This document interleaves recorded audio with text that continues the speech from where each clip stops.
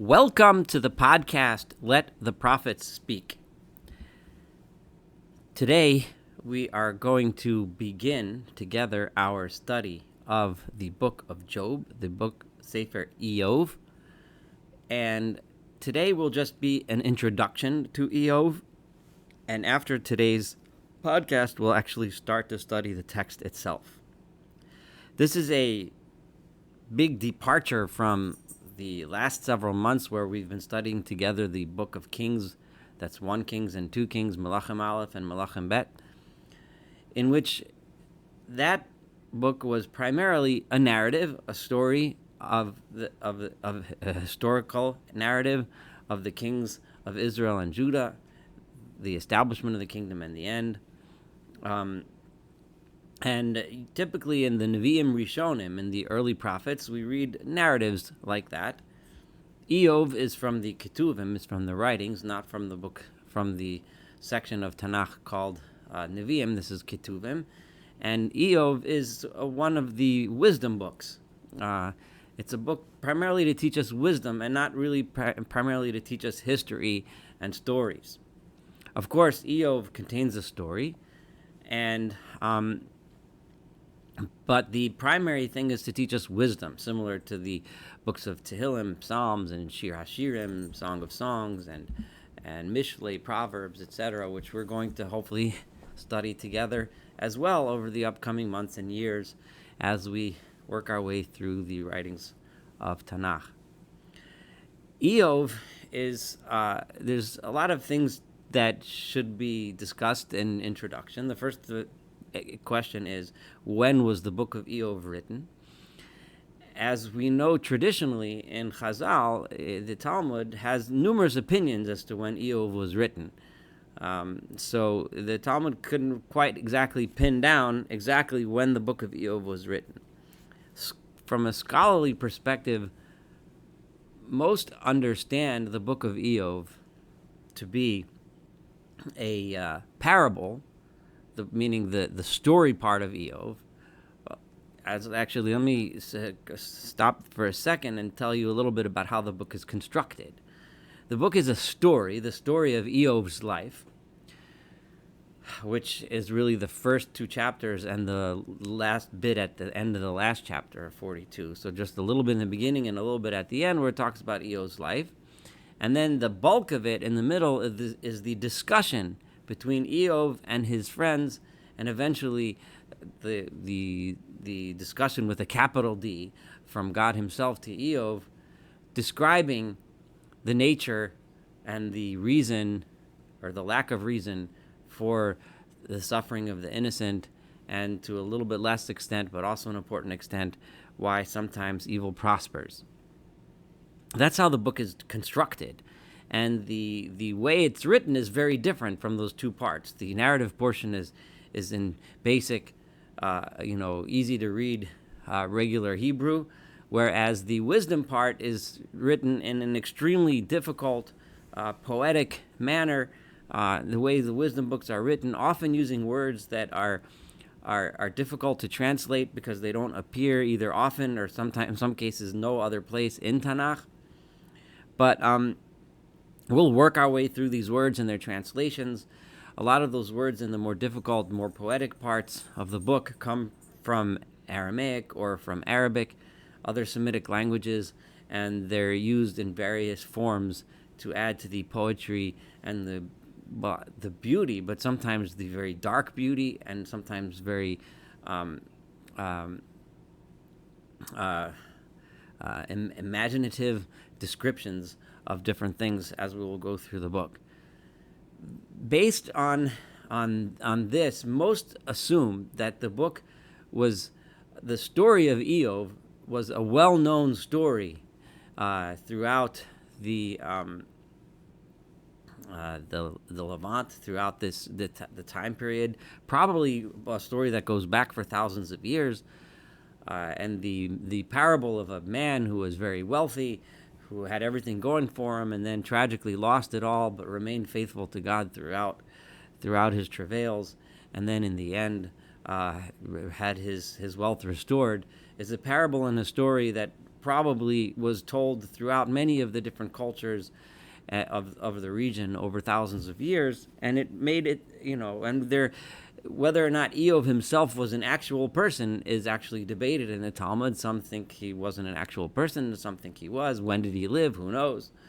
There probably was once a person named Iyov, mostly because we know he's mentioned by Yechezkel, by Ezekiel, as a known person. He probably did exist, but that's not even the point. And as we read the story, we'll see the point. It really doesn't matter who he was and when he lived. The story is a timeless story, one that is equally as relevant today in 2024 as it was, 3,000 years ago, and so on. In terms of the time that it was written, scholars mostly agree that based on the style and probably written near the end of the First Temple period, time in which people would have been grappling with these difficulties, the suffering, the destruction of the temple, probably written somewhere in that time period. But we'll since we, the scholars have debated this for many centuries, and will probably continue to do so in terms of the time that this book was written, whether or not it was written as two books. Many actually claim that it might have been written to be performed as a play. And there's a lot about the book that gives you the sense that this probably was written to be performed as a play.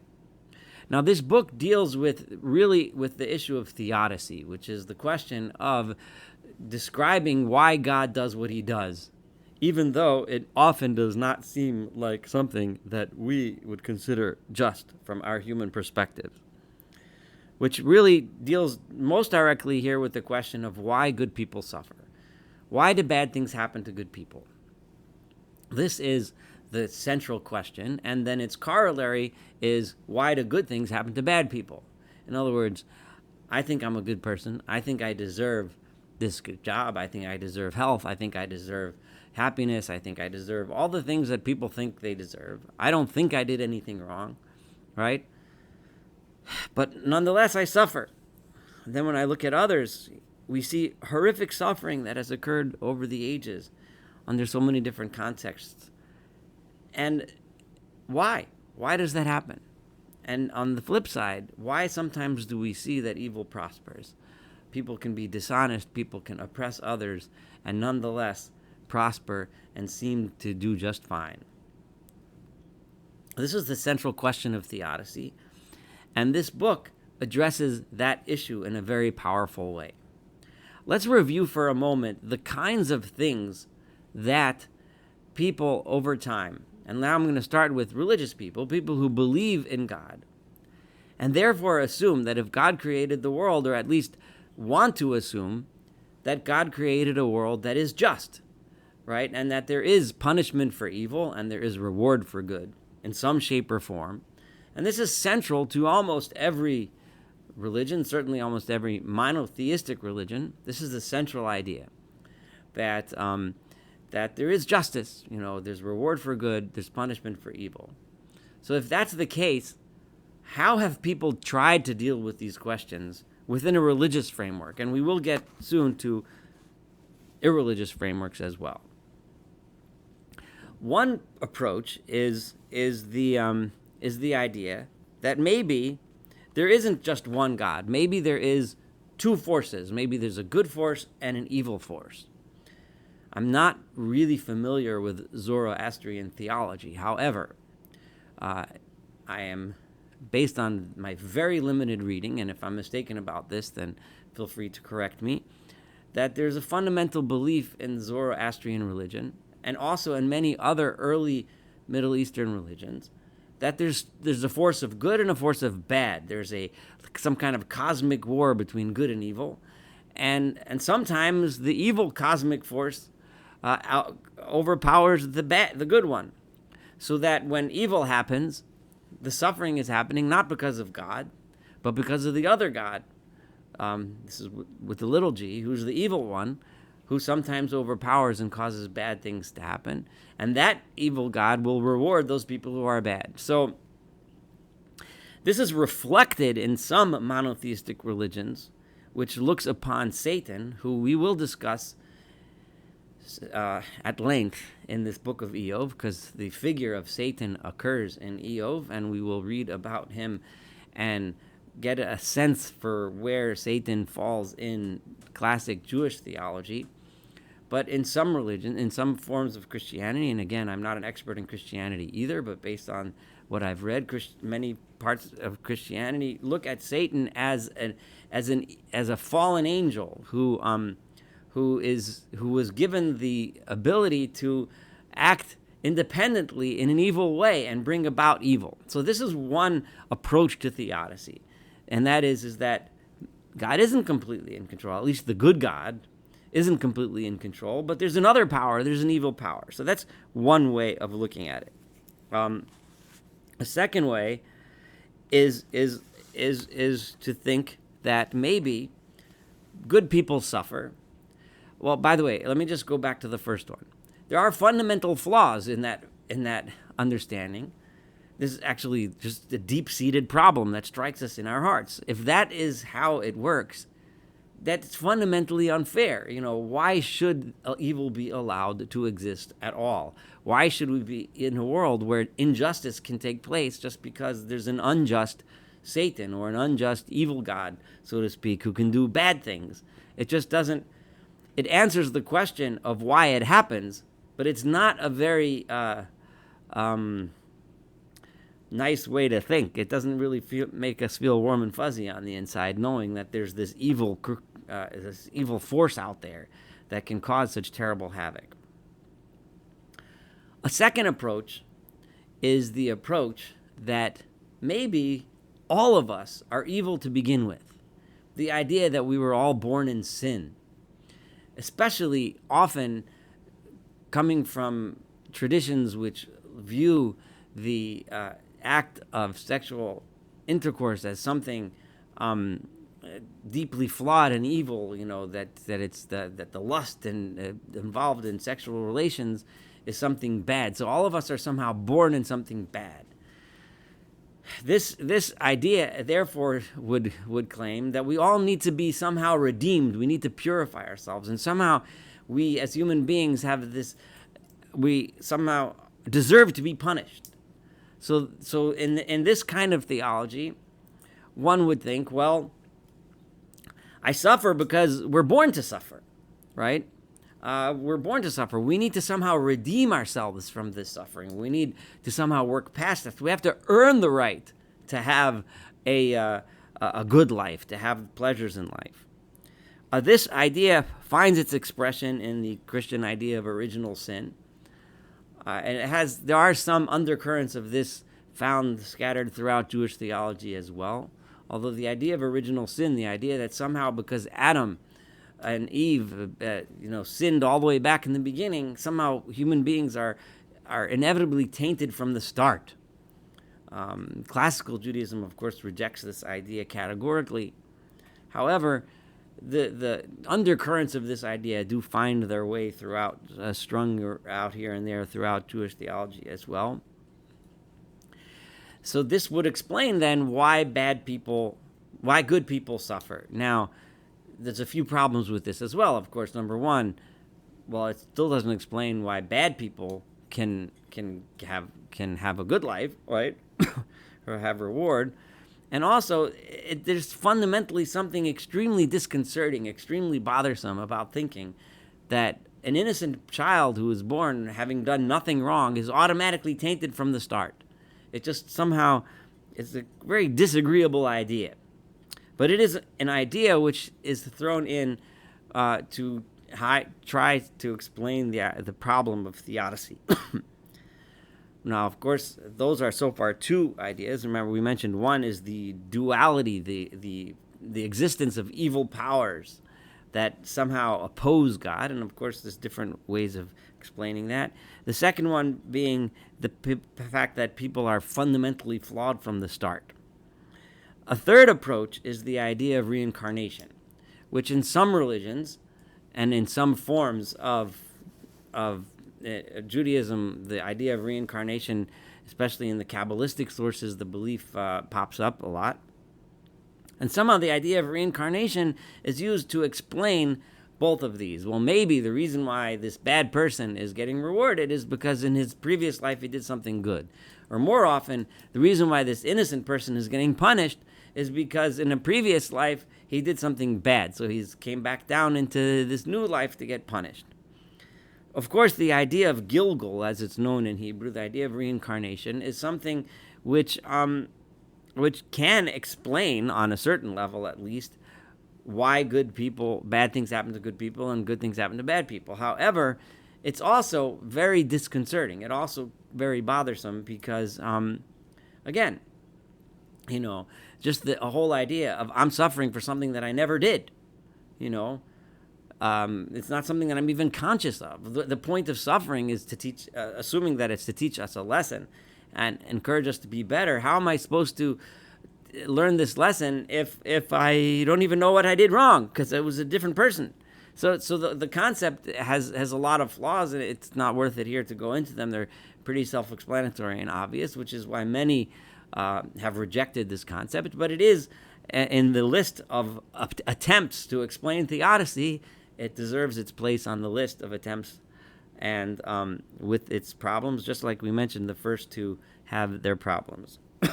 Another way, which finds expression in many places within Jewish theology, is the using the concept of Olam Haba, the concept of a world to come.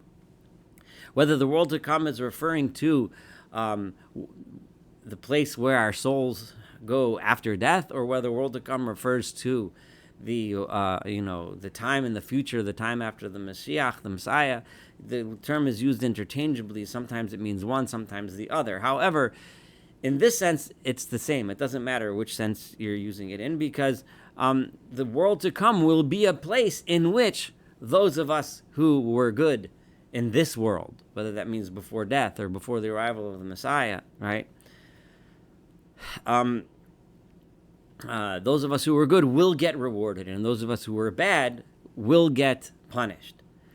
And this also can then, this concept is a very convenient concept, because then if one is getting punished in this world, right, one can say, well, you're getting the punishments now in order to save you from worse punishments later. So the punishments kind of cleanse you now, so that later when the world to come happens, then you'll get all of a sudden rewarded, right?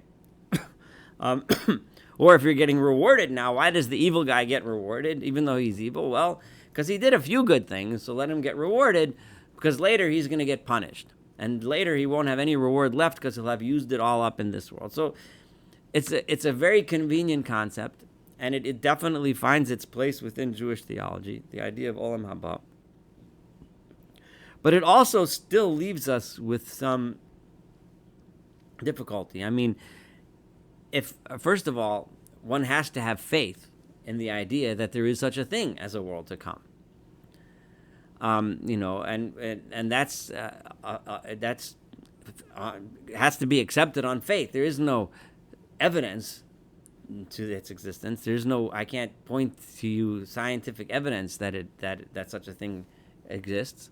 However, it's something that you have to accept upon as faith, which can be extremely difficult when one is confronted with terrible suffering, especially while watching someone else who is evil, who is enjoying all the pleasures of this world.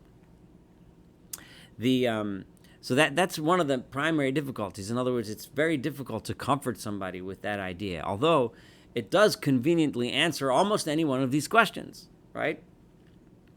So it is another approach that many religions, including Judaism, uses in order to explain theodicy. But that difficulty, the difficulty that it has to be accepted on faith, there is no clear evidence, we don't see it, makes it very, very hard for a human being to feel. I mean, you have to have deep, deep faith in this concept of Olam Haba, especially when the evil is incredibly awful. Like imagine, sometimes it can be used to explain, okay, I lost a job, or I got sick, or something like that. But when we see terrible, terrible suffering in someone who's purely innocent, it gets more and more difficult to use that explanation. A young child who's born with a debilitating, awful disease and just living in suffering all the time. The concept of Olam Haba is very, very hard to explain, but especially when looked at in context of something truly horrific and horrible, like, for example, the Holocaust. It's very hard to use the concept of Olam Haba to explain the incredible suffering that was inflicted upon so many millions of absolutely innocent people, in many cases absolutely righteous and beautiful people, to suffer that much. It becomes, you can conveniently say it, but deep down, deep rooted, there's still, it just doesn't cut it. It doesn't cut it. Why does God have to go through? You still end up with the question, why does God have to inflict so much suffering? Why? Just because later on, why not just leave out the suffering and give them the greatness later on? And of course, there's answers to this back and forth, but, so it helps on some levels, but it also creates almost as many questions as it solves. Another way of understanding it is that sometimes suffering is given to a person, not because of something that he or she did wrong, not as a punishment, but as a way to purify their souls, to train them, to bring them to a higher spiritual level. We do know that when we go through suffering in this world, we often walk out the other end a better person. Many of us have learned lessons. We went through suffering, we learned lessons. We learned what it feels like to feel pain, so that we become more compassionate towards others that are in pain. We learn what it feels like to be without our necessities of life, so that when we walk out the other end, when we see other people going through that, we're much more likely to step in and help them. We learn, what it feels like to be the victim of dishonesty, which encourages us to never treat other people in that way. So suffering is an opportunity for us to learn. And now, while this helps us to the extent and to some degree might answer a little bit the question of theodicy, but how many of you who have went through suffering in your life and then walked out the other end a better person? If you could go into a time machine, would you put yourself through that suffering again in order to learn that lesson? I'd venture to guess that the vast majority of people listening to this podcast, and the vast majority of the people of this world, would say, no, I don't think so. Yes, I am a better person because I suffered, but no, I'd rather not have gone through that at all. It was terrible. So, again, it helps a little, but leaves more questions than answers. Another a way of looking at it is sometimes one person may suffer to teach other people a lesson. There might be suffering on one side of the world in order to teach us how we should act and live more responsibly. Now, this one might sound good if you are watching another community die in a flood, for example, and then you learn the lesson. Okay, so I learned I better build better dikes and better levees in order to protect us from flooding, and I better be more prepared for emergencies. Well, that's a good lesson to learn, and it might help me in my life, but it certainly didn't help those people who died in the flood, and certainly doesn't help them. So while this idea also gets thrown out and bandied about during the discussions of theodicy, it still leaves some significant flaws in the explanation. Another way of understanding it is the understanding, not so much to mention the idea of Olam Haba, right? Of a time to come, of the world of the future, the life after death, or the world after the Messiah, or something like that, but rather just some cosmic sense of justice that we can't see and we can't feel. That yes, God is just. God does reward good deeds and punish bad deeds. However, the justice of it, the way it's rewarded, is not something we can understand or ever see or ever feel. There's a cosmic sense of justice that we just don't know. It exists, but we don't know, or we don't understand it, or we don't feel it. Now, this one sounds good, but it still leaves us wanting when we go through suffering. all of the things that I've mentioned until now all assume that God exists and that God fundamentally is just, that the creator of the world fundamentally is just, and there is such a thing as justice. The next level is to say, maybe there is a God, but he isn't just. In other words, that throws it all out the window. Yes, God created the world, but God either doesn't care, or he's just playing games, or he doesn't pay any attention, or any combination of all of the above. This kind of creator raises a significant question. Maimonides emphasizes why it's important to believe, or why that aspect of our belief in Judaism, the fact that we believe that there is a creator who created the world, is important. And Maimonides emphasizes the reason why it's important is because if there's a creator, then he did it for a reason. There's a purpose. There's a purpose to all of this. Now, if God's purpose was to play games and make people suffer, that's true, or be indifferent to people suffering, and not just people, but any creature suffering, that is a very, very painful concept to try to imagine and wrap our heads around. And it's not something that we are even willing to accept in the bottom of our soul. The fundamental idea, and it's expressed in Judaism in many ways and in most religions, is that God created the world to be good, to be kind. That's something that we can handle. That's something we can sink our teeth into. That's something we can accept and go to sleep at night thinking and imagining. But the thought that there is a God, but God did it because he wanted to be mean, or because he wanted to not care, or because he didn't care, or because he was just playing around games, and then other people suffer, especially innocent children and etc. That's a very painful thought. But it is another way to explain theodicy. And then, of course, there's the idea that maybe there is no creator. Maybe there is no God. Maybe the world just is, and this is the way it is. There is no God, there is no creator, and the world just is, and they're suffering because that's how the world works. Now, in the book of Iyov, we are going to hear pretty much all of those explanations are going to be bandied about as Iyov struggles to understand the suffering to which he has been subjected. All of these ideas are going to be bandied about and considered both by Iyov's friends and by Iyov himself.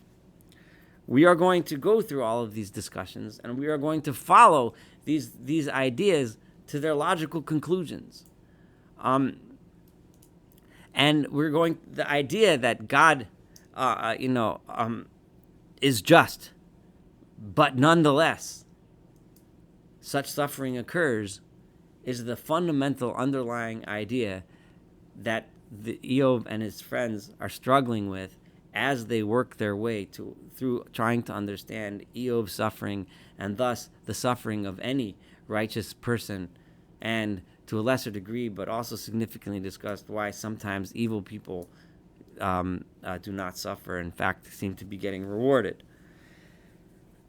And what we're going to find is that in this book, all of these understandings, all of these ways of explaining theodicy are going to be exposed for their uselessness and for their not, remember I pointed out as we went through, each one has flaws. Well, we're going to see these flaws. We're going to see the Band-Aid literally ripped off in the most painful way from all of these Band-Aids, that seem to try to patch up the idea of theodicy and explain them in one of the ways that we just described.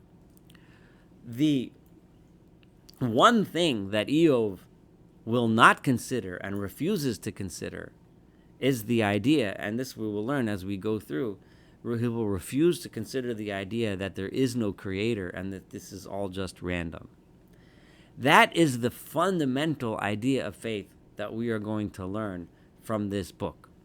Because one can easily come up with, when one lives through or experiences the kind of suffering that Iyov suffered, and when we look at our own lives and the suffering that we've been through ourselves, And then when we look at other people and throughout the generations, throughout history, that have suffered things that unimaginably worse than what we ourselves have suffered, one conclusion that many people can make and do make is that it's random. There is no God. Or that God exists but he doesn't care. Or that God exists but he's cruel. Or that God exists but there's other forces out there. All of those are the things that are unacceptable to the Torah, and Eov will refuse to accept any of those. He will never come up with a good explanation for why these things happen, but he will entertain all of these possibilities, and Eov's friends will entertain all these possibilities. And we'll see how some of these explanations will not just be wrong, but will be cruel when one is trying to understand suffering. And the key underlying message of this all, and this reminds me of something else I really wanted to say, is that whenever someone studies Eov or reads Eov, and including myself as a human being, I must admit my flaw up front. We all see ourselves in Eov. Even though, of course, thank God, none of us have suffered, or maybe some of us, but hopefully hardly any of us have suffered the awful, awful, unimaginable suffering that we're going to describe that Eov has went through. But we all have gone through things in our lives, and we all see in this book the way that we understood the suffering of our lives, the way that we incorporated into our lives, the way that we grew or didn't grow from them. We see it in this book and we interpret it in this way. So I must admit that I'm also guilty of the same. I also see in Eov the kinds of things, but that's true about any literature, any art, anything we study, especially when we study the books of Tanakh. We see ourselves in it. And the end lesson of it all is that despite everything, Eov still held on to the idea that there is a God, that there is justice, and that he just doesn't understand. But we're going to learn so much about how the world works, how we can deal with suffering. We learn so much. It's just throughout this book, there's going to be so much wisdom, so many things we're going to learn about ourselves, about the world around us, about how to be more compassionate, about how to be better people, and about how, despite everything, maintaining faith in maintaining the idea that there is purpose to this world, that it is not random, is so important to helping us get through this. And I must mention, the book of Viktor Frankl, the psychiatrist who survived the Holocaust, and his book, Man's Search for Meaning, in which he identified the way he got through suffering and the way people that survived through suffering that it's so awful, so unimaginably awful, just by having a purpose, by knowing there is meaning. This is fundamentally the message of this book, and as you study it together with me, I'm sure all of you will see things here that I don't see. We will all see it in a different way. It will be painful in many ways, but in many ways we will see the struggles that we go through every single day in every single page, every verse. The arguments, the mental arguments that bounce around our own minds, we'll see those arguments playing out as we read through this book. This, then, is my introduction to the Sefer Eov. I'm looking forward to studying it with you. It's going to be a little bit of a slow haul because each time we get to a new chapter, it takes me time to prepare. It takes me time to think how to teach. But I really look forward to this challenge, and I hope that I step up to the task of bringing out the incredible wisdom and the incredible emotional power that the book of Eov has to contribute to our lives. And thank you so much for studying with me in general, and I hope everyone has a wonderful wonderful day, and that we have a wonderful time together studying the book of Iyov.